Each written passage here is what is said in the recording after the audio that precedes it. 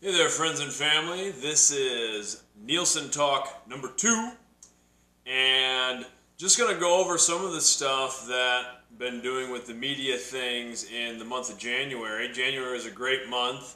Got 2 podcasts out. The first one with my younger brother Logan, who was actually the first guest I ever had on the podcast, and he had talked about some of his mental health challenges and some other things in that first podcast. Then it was really great to start off this month with a follow-up podcast with him, just talking about how he's doing now, how he's still managing some of the mental health concerns, and really how he's gotten into a better place in some of the things that he's been doing. So that was a really nice podcast for me. A lot of people seem to like that as well. And then the second podcast was with my friend Luke Fossey, and he talked about dealing with some health problems, specifically cancer, and then a lot of challenges that stemmed from having cancer at a young age. And he came in with a really great inspirational message just about sort of attacking things, and he related a lot of things to wrestling, but about just keeping a positive attitude and what was the next step. And that was awesome. That was kind of the focus just for me mentally in the month of January. I think a lot of us are that way when we start a new year. It's, of course, the time for New Year's resolutions and those sorts of things. I don't necessarily make New Year's resolutions, which I'm going to get into a little bit, how I set some goals and things. But that was really where my mindset was for the month of January, as well as, what are things that I want to accomplish in the next year and how I break those things down and try to attack things. So I think Luke's message in that podcast, was spot on and just awesome, and a great message for people who have dealt with not only physical, health challenges, but just any challenge in general. So that was awesome. I got a couple blog posts out as well that kind of on that same topic of setting goals, adapting, those sorts of things. And then I was actually able to get content edits done for my book that's going to be coming out. We don't have a release date yet, but that's something I've mentioned before on the website and some things. And I'll continue to give some more information on that as we get things squared away. But content edits, we're done with that. Finish that up this month, and now it's on to line edits, or the line edits are where they go through and check my commas and periods and all those sorts of grammatical things. So January is a great month for that. Also, just a great month of hanging out with my kids, doing those sorts of things. Here in Iowa, we just got done with a stretch of extremely cold weather, so we had a lot of snow days, or I guess just too bitterly cold for human beings to be outside days. So we got a lot of playing with Nerf guns and slime and hanging out, and it was a good time. So January was great. Recording here on February 1st, just to rehash some of those things and kind of set the focus for the next things we're going to be doing. The first blog post that I put out, an audio companion for this month, was titled Coyote. And, that's something that is important to me, the coyote symbolically. That's something I talk about in the blog post, that in my classroom I have a picture of a coyote hanging up on a bulletin board. And a coyote is an animal we sort of adopted as like the class spirit animal. And I like the coyote as a symbol because it's one of the most adaptable animals in the animal kingdom. It's an animal that has been hunted for a long time, and is seen as a nuisance to farm animals and livestock, those sorts of things, and has been just hunted, and because of that pressure has continued to spread and continued to adapt. The coyote, will live as an individual, it'll live in groups, it'll eat about anything. It's been able to spread from really the American Southwest across the entire United States. So I just think it's an interesting animal. And in that blog post, Coyote, talking about adaptation, I talk about the importance of adaptation and the importance of pressure and time, where I think it's so important for us to pressure ourselves to be able to adapt. And about having faith in time, that if we're taking the steps and pressuring ourselves over time, we're going to see those adaptations. And I talk a little bit in that blog post about some of the adaptations that I've gone through. Specifically, I talk about some of the things with physical health challenges that I've gone through. And I've talked about at different times, be it on a podcast or in a blog post, about some of the physical health challenges that I've gone through, and in the mental side of that too. But just as a little recap, I won't go over everything. I got very sick about 5 years ago. Had some sort of several strange, I guess, just health problems that popped up. One of which being a bacterial infection that attacked my digestive system. And that experience required a lot of adaptation. And it led to a lot of adaptation, some of which, was kind of funny. The things that I didn't expect. For instance, I've had so many surgeries and different procedures under anesthesia that the anesthesia stopped being quite as effective as it initially was. I mean, it's like the last time I had surgery, I'm laying there with the mask on, and I've got the surgeon and nurse or whoever's there looking over top of me, and I'm breathing through the mask, and they're going, hey, he looks pretty responsive yet. And I'm like, yes, I am very much awake. Please do not start cutting into me yet. But the best one was I was having my second upper endoscopy. And an upper endoscopy is where they run a tube down your throat into your stomach, and they can look around and take biopsies and that sort of thing. Now, for an upper endoscopy, they don't put you all the way under. You're not out like you would be for surgery, but you're pretty well doped up. I mean, they've got it so you're relaxed and you don't really remember the procedure. Or at least that was the case the first time I had an upper endoscopy. This is over the course of a couple of years. I'm having a lot of different procedures and a couple of different surgeries and things like that. Well, the second time I have to have one of these endoscopies, they give me the stuff and I'm looped up, and I don't remember the start of the procedure. They've got the tube down my throat. But then I come to. And I woke up, came to so clearly that I could feel the tube going down my throat. I could feel it in my stomach moving around, which is a strange feeling. So I can feel this moving around, and I'm cognizant enough where my brain is saying, hey, this is okay. You're in the hospital. They're doing the procedure. Just relax. But my body was like, get this thing out of me right now. So I start dry heaving, and I'm talking like the full body up from your toes sort of dry heave, where I'm just and trying to force this thing, regurgitate this tube from out of my stomach. And everybody in the room goes nuts. The doctors, the nurses, everybody there is, whoa, whoa, whoa, whoa, it's okay, it's okay, it's okay. And they're coming up to me. And again, my brain tries to step in for a second and is like, all right, this is fine. Calm down. You're safe. Everything's okay. And for a moment, my body was like, all right, we've got this. We're fine. And then it was like, nope, no we don't, get it out of us. And I'm going again, trying to force this thing out. And then they must have hit me with the goods, because then I was out.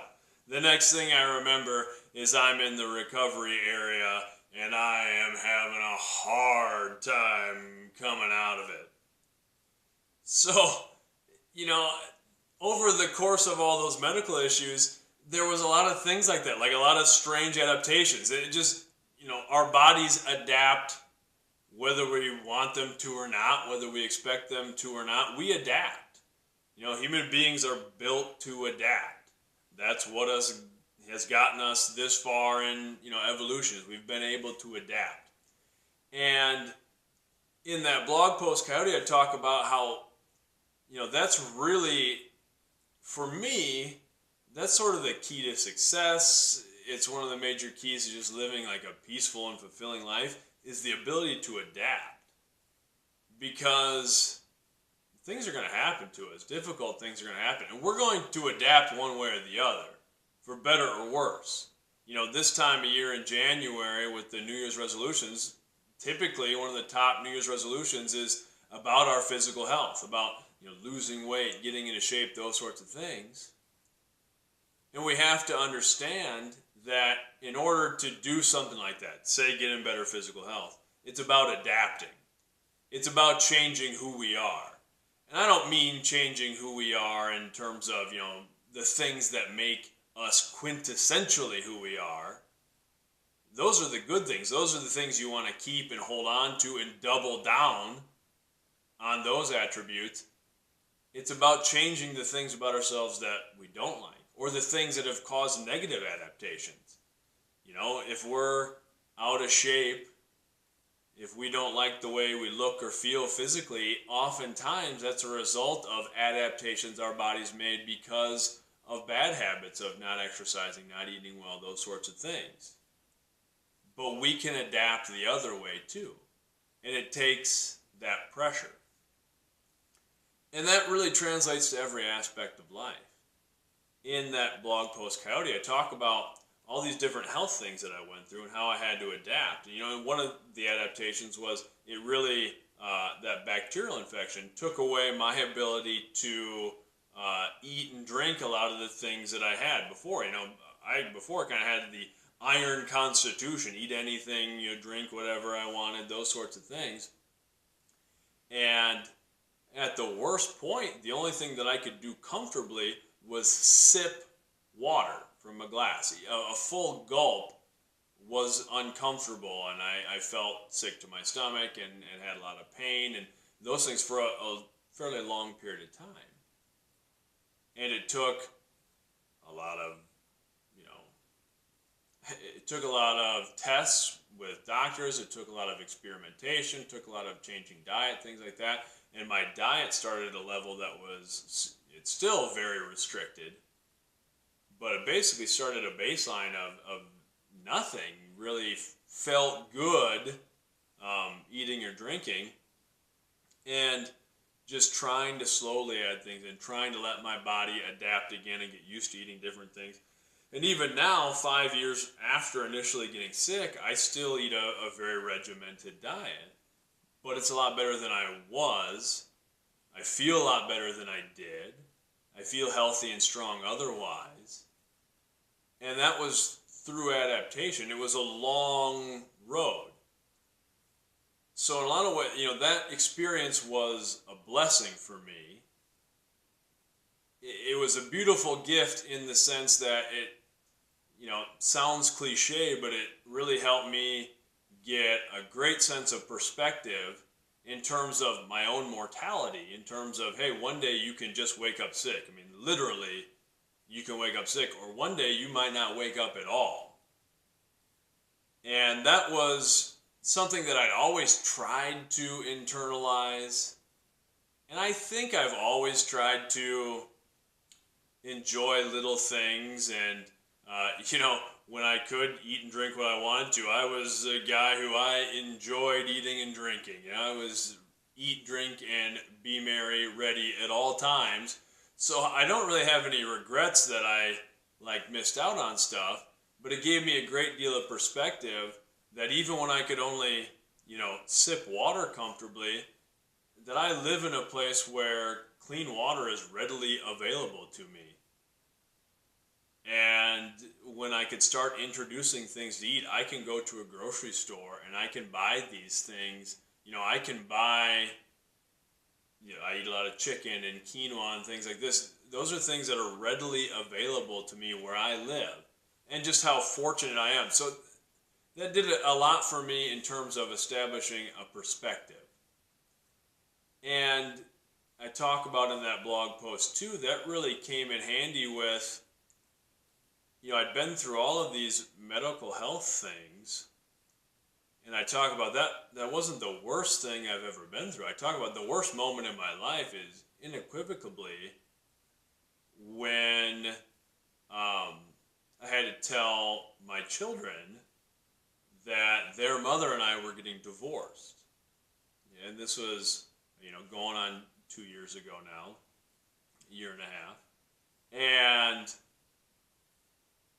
that's a situation. I don't harbor any ill feelings toward anyone about the situation. I try to, in all those situations, own my role in those sorts of things. But that specific moment of having to sit down my young children on the couch and tell them with their mother, we told them that, we weren't going to be married anymore, and that, eventually it'd be two separate houses and those sorts of things.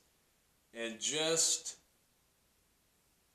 the looks on their faces, and the worst part of it was they tried to play it cool. Like, they tried to be tough about it, almost like they were trying to protect us, and said, it's okay, and tried to fight back the tears, and then the tears came. It was interesting. I reflect on that moment, not to be negative or not to think anything negative of anyone else, but it's a real life things that we all go through.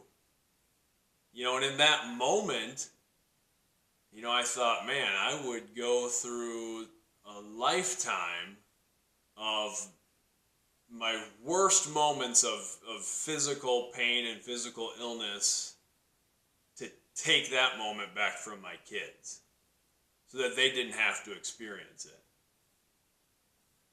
And I don't even know if that would be a good thing in the long run. I mean, I would like to think my kid's mother and I tried to do a good job balancing everything and making sure that we're checking in with our kids and how they're feeling about stuff. And so far as I can tell, my kids are happy, and we talk about how they're feeling and stuff. So I think in a lot of ways I'm hoping that in the long run it winds up being something good for them, because it is a challenge. I'm not saying that specific moment is a good thing, but they've had to adapt too. At an early age, they've had to go through something difficult, and they've had to adapt, and they've had to, push through a challenge. And hopefully, that does make them stronger if it's something that's modeled well for them. And hopefully it's something, if they face something similar when they're older, they've got a good baseline to go back to. But still, in that moment, I'd go back to the worst I've ever felt to take that away for them. So it's just an interesting thing. Like, we never know what's going to happen. There can always be another challenge, something ahead, but we have the ability to adapt. And it's all about putting that pressure on ourselves, forcing ourselves into situations that are uncomfortable, going, reaching past our current limitations and just giving it time. Adaptation takes time. I like the term adaptation because it's more than setting a goal or starting a new program. It's about changing who you are, changing who we are over the long run. And that takes a lot of little steps in the right direction. So that's kind of a tangent back to some of the things I've already talked about a little bit this month, but I also want to with this video, because these videos are a little less formal. I don't really plan them out that much. I have kind of a general outline of things that I want to talk about, but I'm not sitting down and writing them like I do with the blog post. But I wanted to give some sort of practical information as well. I think a lot of times, there's a lot of great stuff out there, great motivational speakers, and I'm by no means a great speaker or a great motivational speaker or anything like that. But I think sometimes those things might leave out practical advice, where it's great for a rah-rah, and yeah, I feel up for a moment, and I feel inspired in this moment, and I want to go out and change the world and change myself in this moment, but then we lose maybe the practical steps. So I wanted to try and give some practical things that I do to try to adapt and try to reach these goals and things. And why I thought that would be good too is I had a conversation with someone recently who asked me, how do you balance all of these different things? How do you balance family and work and these side projects with the media stuff and writing a book, all these different things? How do you balance those things? And my short answer was, I try to focus on the singular moment that I'm in. I try to put all of my attention on that, give that my very best effort, even if I only have a small time in a given day to focus on that one thing. And then when it's time to move on to the next thing, I move on to the next thing, and I try and put the other stuff out of my mind. Harder to do, I guess easier said than done, that sort of thing. But I do also do some tangible, practical things that help me, so I thought maybe I would share those. So first, I'll share this. I'll kind of hold up. I don't know if you can see it very well, but it's just a piece of legal pad paper. I have legal pads and legal pad paper and sticky notes everywhere. All over my house, in drawers, next to my bed, taped to things. So if I ever unexpectedly die, I want someone to come through my house and gather up all these, like ravings of a madman that are all over my house. But they're helpful for me because I think it's important to write things down. That's not earth-shattering information. People have been talking about writing down goals and things for a long time. But I didn't, I've kind of gone away from writing. I write some specific goals. And for a while I would write very specific goals where I just like things a little more in the abstract. And for me, a lot of this stuff, whether it's a blog post or something like that, it's kind of my chance to work through these thoughts anyway. So I have that outlet. And to quote one of my favorite musicians, Todd Snyder, he says, I'm not trying to change anyone else's mind, I'm just trying to ease my own. That's sort of what I do with a lot of stuff. I don't think that I have any answers for anyone, but it's the way that I work through and process things, and hopefully it's of some value to someone else. So what I did for sort of New Year's resolution type of thing is I wrote 19 for 19. Kind of cheesy, but I just wrote 19 things that were sort of larger overall thoughts that I wanted to focus on. And I got that idea actually from a student sent me. I love my students. My students are fantastic, and many of them have gravitated towards a lot of the eclectic things that I'm interested in.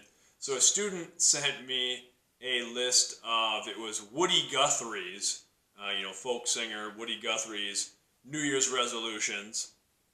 And I guess I forget off the top of my head what year it was from.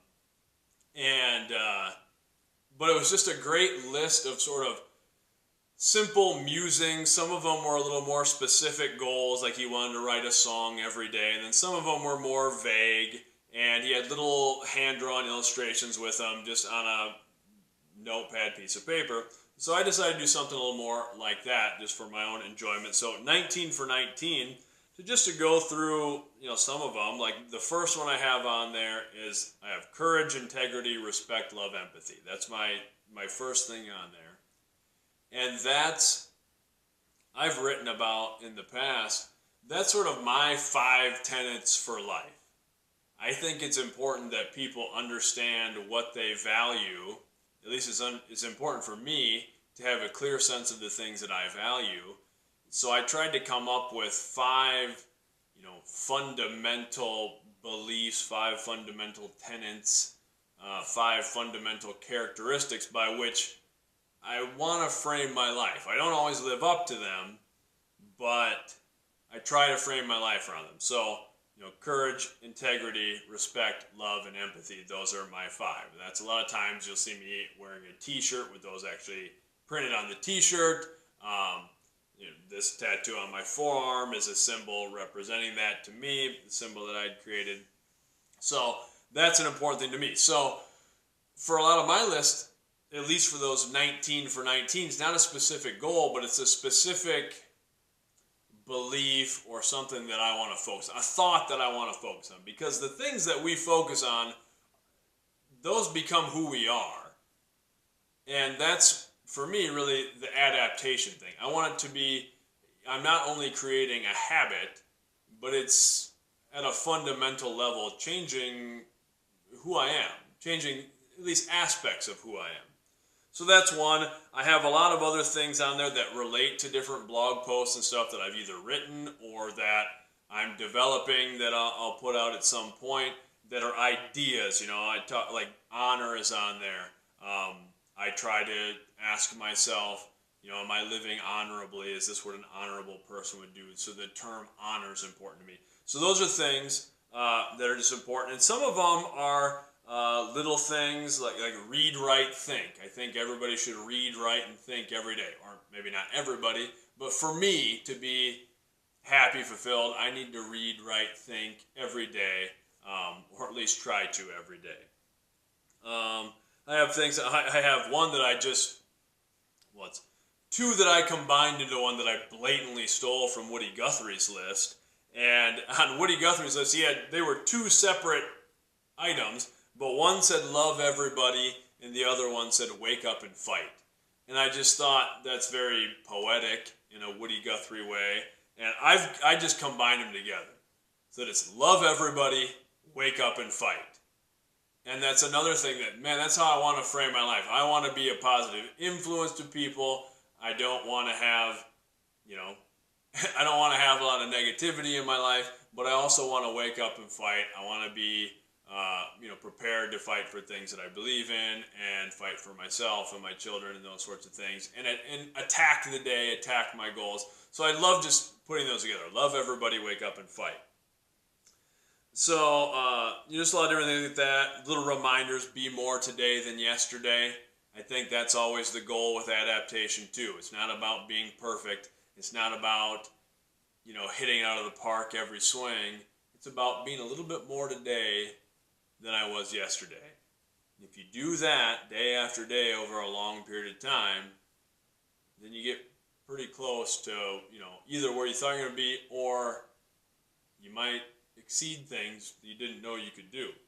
So that's one. And then the last thing I have on there is just Mickey and Claire, my kids' names. I put that on basically every little reminder, every little list that I do. Mickey and Claire is on there just as a reminder of that's my purpose in life. That's my number one responsibility is my children. So I have something like that. And again, I've done these in lots of different ways, written very specific goals, things that I carry in my pockets as a reminder, that sort of thing. This I have taped up actually to the television screen in my bedroom. I don't watch a lot of TV in my bedroom, but the TV's there, so I physically have to move it if I want to watch something, but it's always there. So if I get up in the morning, there it is, and I try to read through it as soon as I get up every day, just as a reminder of these are sort of like core beliefs. But then I also try to whittle things down more specifically, and I go from these big sort of overall feelings or principle to kind of guide the year, my 19 for 19, but then I try to break it down into a 30-day time period. So it's what do I want to accomplish essentially in the next month. So I did one for January. January's done, so I rewrote a list yesterday on the 31st for, okay, February, what do I want to focus on? that gives me a chance to reflect. Hey, I can kind of not pat myself on the back much. I don't really like doing that, but a little bit of like, hey, I think I did pretty well on these things. Here's the things I didn't do so well on, so I need to refocus on those, and I kind of rewrite the list. A lot of the things are the same. They're things I still want to be focusing on, but then some of them I tweak in little ways. But I do a list of the next 30 days. So, for example, again, don't know that you can actually see the writing on there. Maybe you can see that a little bit. I can zoom that in. Just maybe as I got that closer, went into focus a little bit. So that's my 19 for 19 right there. You can take a look at it. And then my 30 days. So you can see it dated on the top. I even did the classic, wrote 1/1/18 first, and then had to change the 8 into a 9. So I was writing that on January 1st or December 31st whenever I actually wrote it. I think I wrote it on the 1st. I was at my brother's comedy show on the 31st on New Year's Eve. And some of the goals are fairly specific. Like I put things like yoga 5 of 7. So that means to me like 5 out of 7 days of the week, I want to make sure I'm doing yoga. And like some of these, like I'm pretty sure I accomplished that goal. I think I did yoga pretty much every day. I skipped a couple. I missed a couple days here and there. I know that. I missed a couple days here and there. But I try to give myself a little bit of wiggle room. I think sometimes we get so ambitious with goals, and then it becomes disheartening. It's like, I'm going to do yoga every single day. That's great, but then life happens. We have those extra busy days. We're running the kids to different things, and circumstances just come up. So I try to give myself, for a lot of things, 5 out of 7 days. That also gives some room to be sort of pleased if you exceed that. If I did yoga 7 of 7 days, hey, I feel pretty good about that. That was above and beyond what I wanted to do. But I think somewhere in that neighborhood is a good range, at least for me. So that was one I had on there. I wanted to meditate 5 out of 7 days a week. Things like that. Wanted to read 7 of 7 days a week. So read something every day. And I mean like sincerely sit down and read something, a book, not something on my, scrolling through on my phone or something like that. I think I did every day except one. I think I missed one day. I try to read something quick when I get up in the morning, and then if I have time later in the day, read again, like from an actual book. I think I missed one day where I actually thought that I'd maybe read in the morning, and then I hadn't, and then I didn't read that evening. But I might have missed something more than that. But for the most part, I think I read pretty much every day. And again, you can see for some of these goals, I don't measure them so much that it becomes an obsession. And I have a tendency to get sort of obsessive about things that I'm working on, with writing a book or something like that especially. So for some of these, I kind of just set that general rule, like, hey, 5 out of 7 days, or for the reading or writing, I might put 7 out of 7 days, because that comes a little more natural to me than, say, doing yoga. I like doing yoga. I've been doing yoga, fairly regularly for some time now, but that's something that I want to get better at. Just as my own physical health activities, I want to focus more on doing yoga, getting a little more involved, a little more intense yoga workout. But those are things I put on there that I want to stretch myself a little farther in this area. Like, I don't have anything on here about lifting weights, because I've been a long time weightlifter. That comes to me very naturally. I have a weight rack in my house. I have a weight room area. I got the bumper plates, the whole deal, because that's really important to me. It's something I've done for a long time. So that I don't have to push myself to that. That's part of my routine. And when things become part of our routine, become kind of part of our blueprint of our daily life, I don't have to focus on that as much as I do about, like, I need to really make sure I do yoga. Because if I'm gonna skip something working out, I'll know I'll make my lift. I might skip my yoga workout. So that goes on the list. So a lot of things like that. Things for the media stuff. I want to do, I put 1+ new podcasts in the next 30 days. Did 2 last month. I've got a great one, I think, lined up in a couple of weeks for this month. I'd like to get another one done this month too. So if I can do that, that's kind of my goal there. I got some other goals just in terms of networking, marketing some of the different media stuff, and sort of anticipation for the book coming out, stuff like that. I have gratitude on here. I want to try and practice, specifically practice gratitude every day. I try to do it in the morning and night when I wake up. What am I grateful for? Before I go to bed, what am I grateful for? That's the last thing I ask my kids when I'm putting them to bed is what are they thankful for? And then we, each say something for the day that we're thankful for. I think that's important. So I have a lot of things like that. Some of them I want to avoid negative distractions. That'd be things like, falling down the YouTube well, which isn't a bad thing all the time, but that can be a distraction if, hey, I'm going to work on this, I want to write something, and then I'm eating supper and scrolling through YouTube, and then I've watched an hour of Ric Flair videos, which isn't all bad, but I want to make sure I'm being deliberate with that time. If I want to watch Ric Flair videos, I want to set aside time to do that. I don't want to become distracted. So that's on there. Sorry, I cut the video feed for a second there because I looked up at my camera. I was talking, I didn't see the red blinking light anymore, so I cut it to see if it was still recording. But as I was talking about, one of the things on my 30 days for January was to act on positive impulses. And by that, I mean, if a positive thought comes into my head, like something that I could do to positively impact somebody else, I try to act on that immediately. So that has led to sometimes sort of cheesy or awkward text messages to somebody in the middle of the night where I just want to say hey man, I appreciate this, or I think, you do an awesome job at that sort of thing. But that was something I wanted to push myself to do, where if I have these positive thoughts, to put them out there, give them to somebody immediately. It's sort of like, if you have kids, hopefully you've had these, wonderful moments where my daughter will run over. My daughter just turned 7 years old, and Claire will run over, she'll be like, Dad, I love you. There's nothing better than that. And I always think, why don't we do more of that in our lives? There is nothing better than that. There's nothing bad that can come from that. Go do that to someone. Do that to a husband, wife, boyfriend, girlfriend, whatever. Go do something like that right now. You won't regret it. They're just going to be, so happy. Just those random little acts of kindness. So that was one thing on here.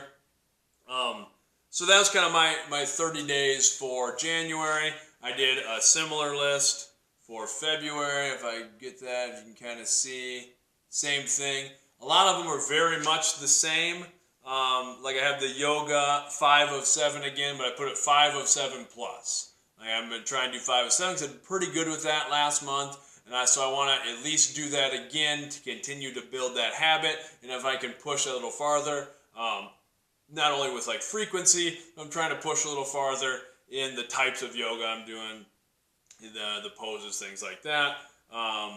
Same thing with meditation, trying to really push that a little bit. Trying to push my cardio a little more this month in terms of a workout thing. Again, I'm always pretty good about making my lifting, but as kind of a meathead lifter guy, if I'm going to, skimp on something, it's that, I was going to run, but so focus on that a little bit. The reading and writing stuff again is on here. Different things that I want to study. I've been reading a lot on Zen Buddhism and stuff lately, so I want to continue to read and study on that a couple days a week, so put some things on there. I put, some of them are more specific. I want to average 1 chapter a day of the book that I wrote. I'm going back through and writing sort of a course guide for it for schools, because it's a book that's going to be really geared towards middle school to high school students. And since I exist in that world, I'm going through and writing sort of a curriculum guide that addresses a lot of the standards and different things that we're doing in education.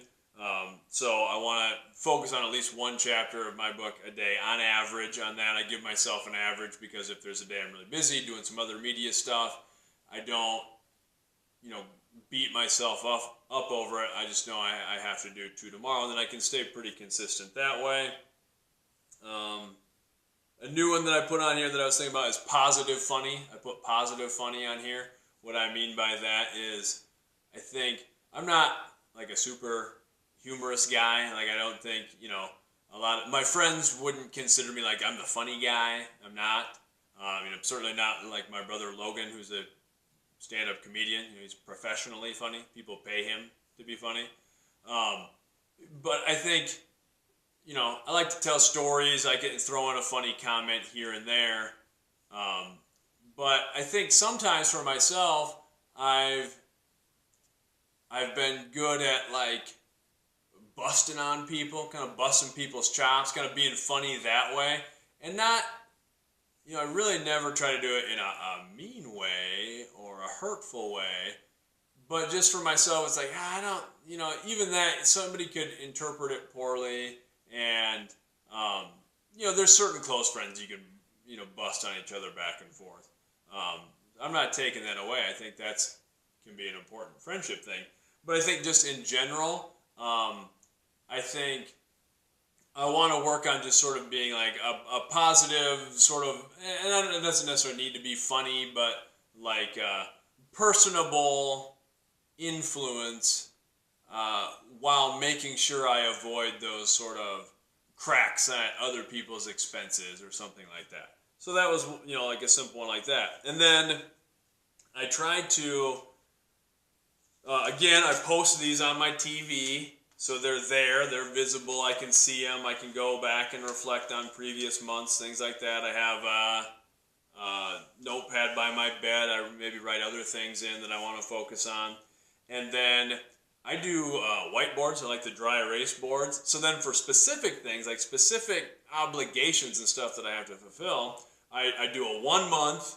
So like I just did February, and I write in all the dates, and then I write, my kids' activities and what times they are, and my activities, like for work, but also for the media stuff. If I have a podcast set up, those sorts of things. Put all those on a calendar, just a normal calendar. But that kind of lets me frame things in a month. And then on a separate whiteboard that I have like a bulletin board, whiteboard and stuff, then I do 2 weeks at a time. That's something I started doing as an athletic director. When I had to be really scheduled and structured with things, is I started doing 2 weeks at a time where I would write out the dates then, and then I would write more detailed things about, okay, next week I have all of these things, and the week after that I have all of that, and then I just keep updating. So as I finish off 1 week, I erase that, and then I'm doing, the week after. So there's always 2 weeks up on the board that I can check. And just a little reminder, it's great too that just in the morning it's by the door where I leave the house, so I can double check like, oh yeah, I got, in a couple of days my daughter has this coming up, I got to remember that, put that in the school bag, even I put lunches, my kids, school lunches they don't like, we can pack these school lunches. It just helps me stay organized, and then it helps me not have to worry about those little daily minutia things that I don't find is interesting or fulfilling or whatever as these projects.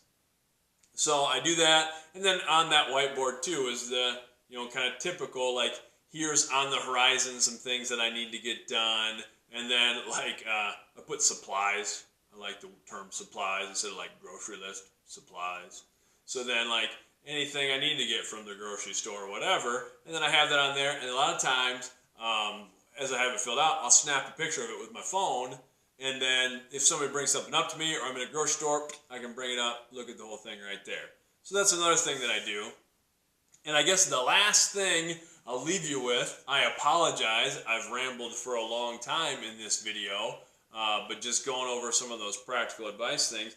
But the last thing I was going to leave you with, I talked about reading something every day in a real purposeful way. So I'm just going to share some of the stuff that I've been reading right now, because I think it's great stuff and lends itself to this. So one book that this has been my go-to, make it easy to read every day. If you can read that. But this is The Daily Stoic by Ryan Holiday and Stephen Hanselman.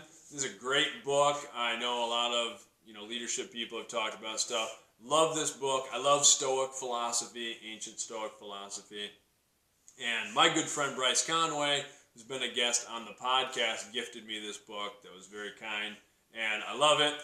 The premise of the book, too, is you read a page every day. It's actually got the date of the year. So I started on January 1st, and it goes through the entire year. And it has a date, and then it gives you a quote from some ancient Stoic, piece of philosophy, Marcus Aurelius or Epictetus or Seneca, whatever. And then it gives you a little breakdown of that, applies it to modern life, and you read a page a day. So that's one great way to hey, for sure I read something in a real book. I'm big on annotating, so I always read with a pen when I'm actively reading something like this, and underline things and jot things down that I like. So that's a great one. It's sort of a companion to that. I'm reading Meditations by Marcus Aurelius. Another great bit of Stoic philosophy. You can see all sorts of annotations and things underlined in there. This is a book that I had first listened to the audiobook. I love audiobooks, by the way, because I can be building something or making something and listening to a book at the same time, and I feel like I'm double productive. And as an art guy and somebody who likes to build things, I like to be working with my hands, and then I can be listening to something too. So I listened to the audio version of this, and then got the book. The book's really cheap on Amazon, thin paperback. So then I could go through and underline some things, and it's a book I've gifted some people. So I'm reading that one right now, and then also just recently started The Big Fella. This is kind of just a leisure, pleasure reading, a book on Babe Ruth. I'm a big New York Yankees fan. Got my first Yankees hat the day that I was born in the hospital. So just something I grew up with. So I have a lot of Yankees books and memorabilia and things like that. My brother Landon usually gets me a Yankees book for Christmas. This is the new one, and I'm really enjoying that. This is a fun read. And then the last one I'll share with you here is The Cardboard Kingdom. That's the one my kids and I are reading right now. Love this book. My brother Logan gave this to us for Christmas for my kids and I to read.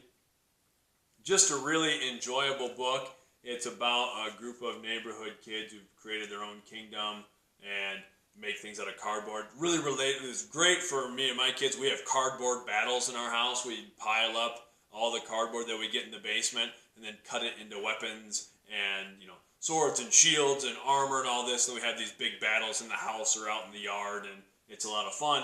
And this is exactly that, and also a great book that just is it's about being inclusive and empowering kids and letting them fill different roles. And I really, really enjoy it a lot. The illustrations are kind of a nice comic style illustration.